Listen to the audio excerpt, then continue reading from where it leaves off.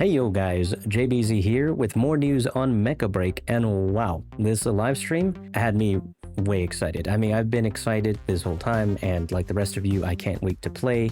We have like 9 more days left, and funny enough, despite what I mentioned in my last video, they do, in fact, have more information on 6v6 and 3v3, which I'm going to go into now. At the end of the video, I will also discuss PC specs and the global launch times, so stick around for that. All right, let's get started with 6v6. The name of the mode is Operation Verge, and it will have 5 objectives: key seizure, extractor defusal, node capture, payload, escort, and team elimination.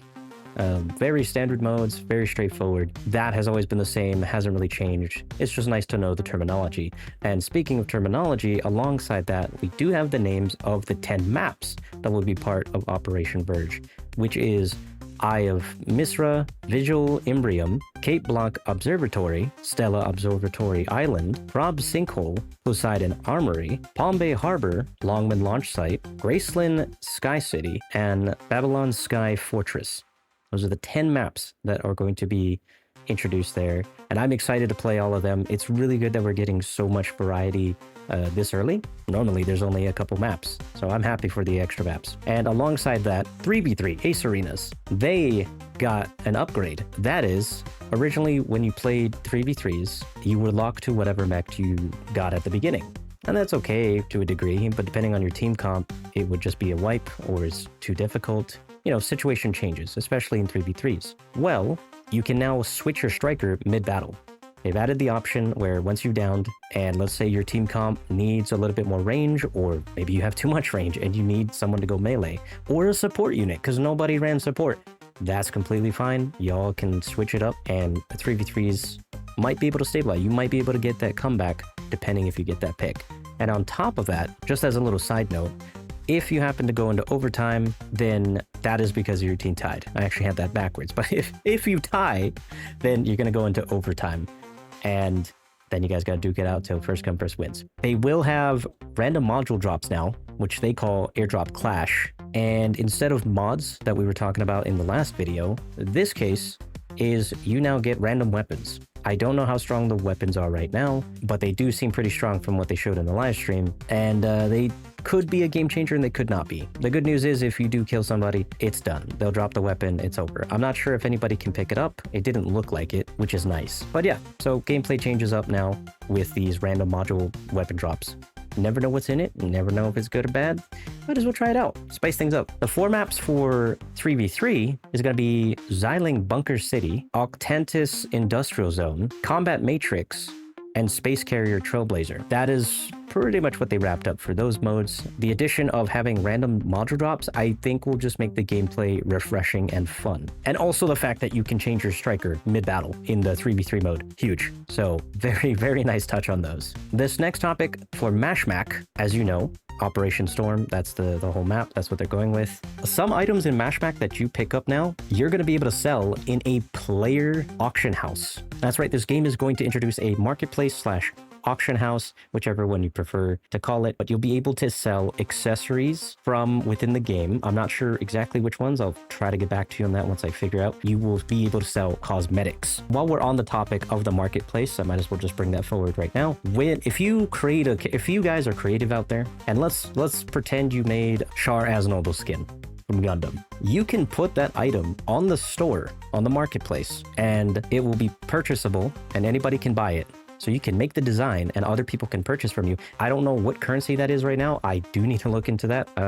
It is the yellow currency, but I can't remember on the top of my head what the name of the yellow currency was. But that's what's going to be used for the marketplace store. It's really cool though that they add that feature, and again, more ways for in-game. This is all in-game, by the way. I haven't seen anything where it's like, well, if you purchase something from the shop, then you put it in the, you know, like Lost Ark. They're not doing anything like that. Everything, including the player-driven marketplace, is done in-game. Your cosmetics, stuff you get out of Mashmac. I imagine a lot of people are going to be grinding, and it's all cosmetic trade, essentially. So I don't want to speak too highly of the marketplace just yet. I would like to see it in person when the game comes out, but it looks promising compared to most marketplaces I do hear about. There's no time limit, by the way. I don't think I mentioned that. There's no time limit for the items you put on the store, and it's multiple purchasable. So it's not like you create the style, you put it up on the store, and one person can buy it. Multiple people can buy your preset style. Mission tokens. Bringing this up is quite important because we got more information on that. Mission tokens cannot be bought with real money, and it will only ever be earned in missions and battles. So do be reassured that the mission token system is not something you can just cheese and buy your way around it. And you can't. They introduced some other cosmetics and showing yourself around the base, more base unlocks, including the gym space that was talked about briefly last time. I just found out today you need a gym membership for that.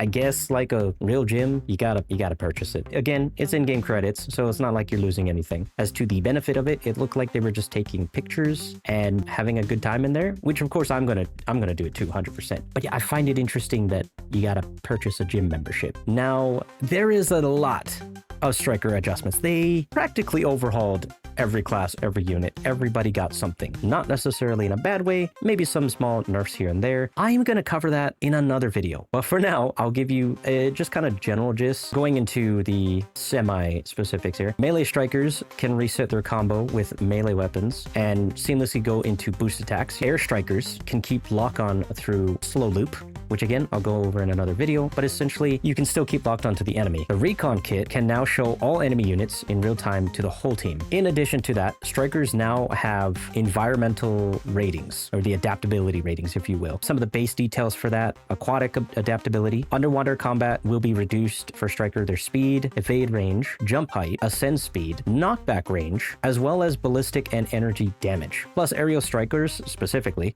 lose their ability to transform. So unfortunately, if you like playing Sky Raider or Falcon, you still can. Just know you will not be able to transform in your flight form in the water. For the lunar adaptability, strikers gain increased speed, evade range, jump height, ascent speed, and knockback range. But that's it for the striker adjustments part, and we have confirmed that each season will be 3 months. So essentially, we're going to get 4 seasons a year. They're offering 15 strikers, 10 maps for Operation Verge like you saw, 4 maps for the Ace Arena, and of course just the 1 map for Mashmac. There is 6 seasonal weapon skins. 3 of them are going to be in the store. So to get some of these skins, of course, they'll be in the battle pass for some. And then there's going to be 3 other skins that are going to be in the loot box. And of course, they have base updates that are going to be coming to the game. So expanding the base, hangar, all that stuff, more features, all that's going to be coming down the line. Battle pass is not needed to purchase the new mechs. They're not going to be locked behind a battle pass. The loot boxes have weapon skins and patterns in them.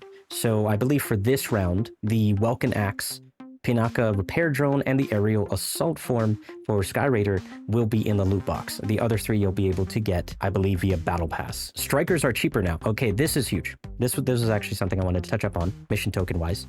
So in the betas that we played, they used to be 18,000, and this is where the whole big grind and issue was. It was 18,000 to get a striker. And a lot of times most people weren't able to wait to that, or it would take, I think it was like a couple weeks to reach 18K. It was pretty tough to get 18K before. Now, granted, they revamped the system and we're using a whole new token system altogether, but it's still good that they're cheaper because strikers are now 15,000. From what I've heard, it's pretty grindable within a week, so you should be able to get at least 1 striker a week. This is on the premise you play the game a lot. If you play it casually, maybe longer. But the good news, the suits aren't going away and they're 15K. So it's cheaper and good for you. And check this out. We can trial the strikers for 7 days. So if you can't afford it yet, but you wanted to try Stellaris or Serenith, or even Inferno, then they did say you can trial the strikers for 7 days. I don't know if that just means in normal matches or if you can take it. Some games, they'll allow you to take it anywhere. It's just like a full trial of the suit. But yeah, you get to try them out, and that's nice.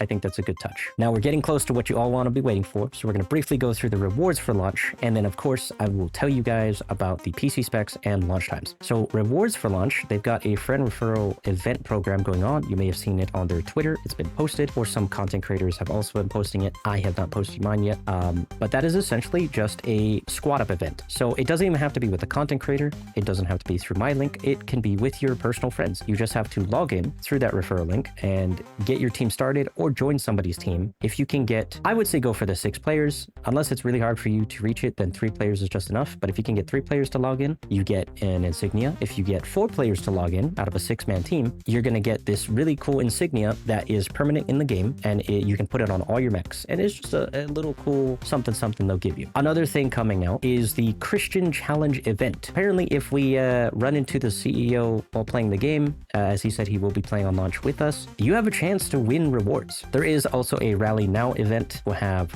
themed striker designs, face mask, headpiece, and a jetpack. That is another like friend event going on as well. And then of course, what would it be without the live stream Twitch drops? For the Twitch drops, if you are interested in knowing what it is ahead of time, it's an arm accessory tactical watch, an ear accessory, wireless headset, a headpiece Airstream divider, eyewear, cyber vision, and a waist accessory, cybernetic tail. That is what we will be giving for Twitch drops. Now, for global launch times, you guys have waited through my entire video, and I thank you so much for doing so. I will have a picture posted on screen, and it will show you where or pick your time zone, wherever that might be, and that will be the launch date. I know my time when it comes out. Hopefully you guys find your time on there, and that is when we're all going to be able to join each other. I'm going to be live as soon as it goes live, so we're probably going to run a really long stream that day. For the PC specs, we're just looking at the max here. I'll have a graphic up here for you guys to look at it. And there was a lot of other amazing things that happened, as well as they did announce they're going to be having anime shorts. There are characters, there are lore to this game. Mecha Break is going to be launching on Steam, Steam Deck, and the Amazing Season website. In the future, it will launch on Xbox and other consoles. However, just know that PS5 is not available for now. Thank you guys so much for sticking with the video, and believe that's it for me. So until then, I will catch you all next time.